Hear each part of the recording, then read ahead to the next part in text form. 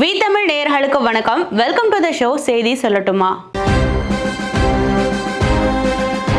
மகாராஷ்டிரா மாநிலம் புனேல நூற்றுக்கணக்கான மக்கள் கில்லியன் பாரோ சிண்ட்ரோம் அப்படிங்கிற ஒரு நோயால பாதிக்கப்பட்டிருப்பதா செய்திகள் வெளியாகி இருக்கு. இந்த கில்லியன் பாரோ சிண்ட்ரோம் அப்படிங்கிற நோய் சுவாச அமைப்புகள் மற்றும் செரிமான அமைப்புகள்ல ஒரு விதமான நோய் தொற்றை உருவாக்கும் அப்படின்னு மருத்துவர்கள் சொல்றாங்க. நோய்க்கிருமி பாக்டீரியாக்களின் ஒரு இனமான கேம்ப்லோபாக்டர் ஜெஜுனி அப்படிங்கிற ஒரு பாக்டீரியாவால தான் இந்த நோய் பரவுவதா மருத்துவர்கள் சொல்றாங்க. இந்த கேம்ப்லோபாக்டர் ஜெஜுனி அப்படிங்கிற பாக்டீரியா மனித உடலுக்குள்ள எப்படி நுழையுதுன்னா அசுத்தமான நீர் மற்றும் உணவு மூலமா மனித உடலுக்குள்ள அந்த பாக்டீரியா போகுது. பச்சை கோழி இறைச்சி, அசுத்தமான தண்ணீர் மற்றும் கொதிக்க வைக்கப்படாத பால் இது மூலமாகவும் இந்த பாக்டீரியா அதிக அளவுல மனித உடலுக்குள்ள போக வாய்ப்பு இருப்பதாக மருத்துவர்கள் சொல்றாங்க.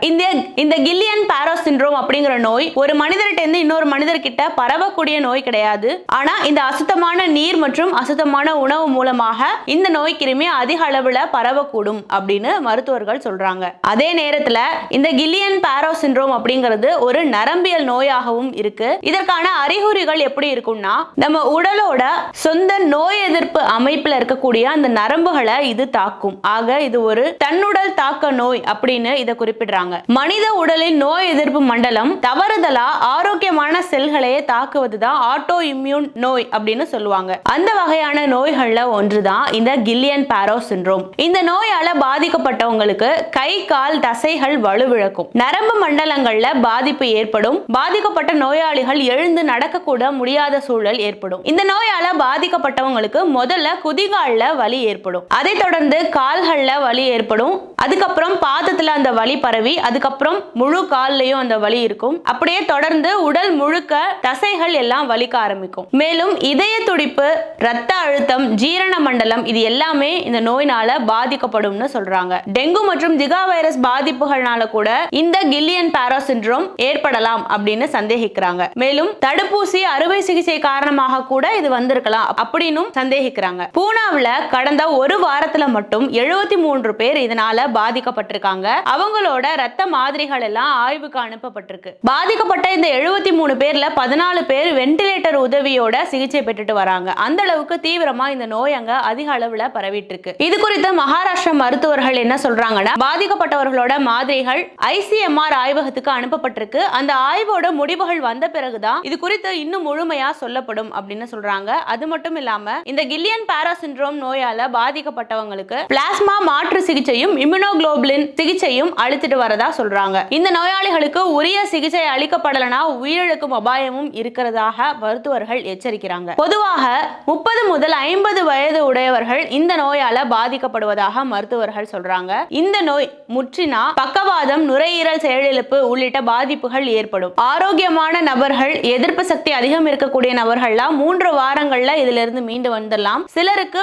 1 ஆண்டு கூட ஆகலாம். அதற்கு பின்னா அவங்க தன்னோட இயல்பு நிலைக்கு வந்து வாழ்க்கையை தொடங்க முடியும் அப்படின்னு மருத்துவர்கள் சொல்றாங்க. ஏற்கனவே கடந்த 2023ஆம் ஆண்டுல தென்னாப்பிரிக்கா நாடான பெருல ஜூன் ஜூலை மாத காலகட்டங்கள்ல 180 பேருக்கு இந்த கில்லியன் பாரோ சிண்ட்ரோம் நோய் வந்திருக்கு. அப்போ அந்த நாட்டுல 90 நாட்கள் மருத்துவ அவசர நிலை அறிவிக்கப்பட்டுச்சு. இப்படி இருக்கும் பட்சத்துல புனேவுல 100க்கும் மேற்பட்டோர் இந்த நோயால பாதிக்கப்பட்டிருப்பதால புனேவிலும் இது போல மருத்துவ அவசர நிலை ஏற்படுத்தக்கூடும்னு சொல்லப்படுது. இது தொடர்பா மகாராஷ்டிரா சுகாதாரத்துறை அதிகாரிகள் என்ன சொல்றாங்கன்னா மும்பையில இருந்து புனேவுக்கு சிறப்பு மருத்துவ குழுவினர் வரவழைக்கப்பட்டு தீவிரமா ஆய்வுகள் நடத்தப்படுது. புனேவுல சுமார் 7000க்கும் மேற்பட்ட வீடுகள்ல நேரடியா சென்று மக்களை சந்திச்சு அவர்களுக்கான நோய் அறிகுறிகள் எதுவும் இருக்கா அப்படின்னு ஆய்வு செஞ்சு இருந்தா உடனே அவர்கள் மருத்துவமனையில அனுமதிக்கப்படுறாங்க இப்படின்னு மகாராஷ்டிரா சுகாதாரத்துறை அதிகாரிகள் சொல்றாங்க. இப்படி இருக்க மகாராஷ்டிரம், மேற்கு வங்கத்தை தொடர்ந்து தமிழ்நாட்டிலையும் இந்த கில்லியன் பாரோ சிண்ட்ரோம் நோயால கடந்த பிப்ரவரி 1ஆம் தேதி ஒரு சிறுவன் உயிரிழந்திருக்காரு. GBS சொல்லப்படும் இந்த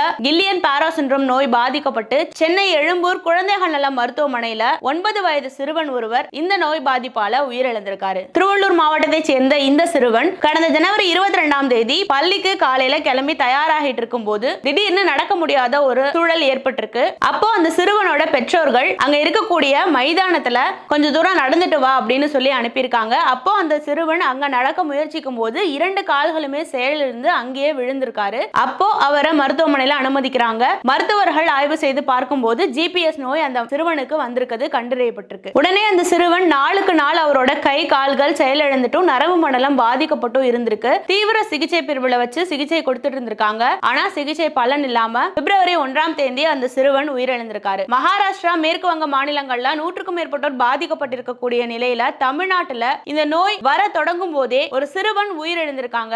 இதுக்கு தமிழக அரசு சுகாதாரத்துறை எந்த நடவடிக்கை எடுக்கும், இந்த நோய் பாதிப்புல இருந்து மக்களை எப்படி பாதுகாக்க போது, அதற்கான நடவடிக்கைகள் என்னவா இருக்கும் அப்படிங்கறத பொறுத்திருந்து தான் பார்க்கணும்.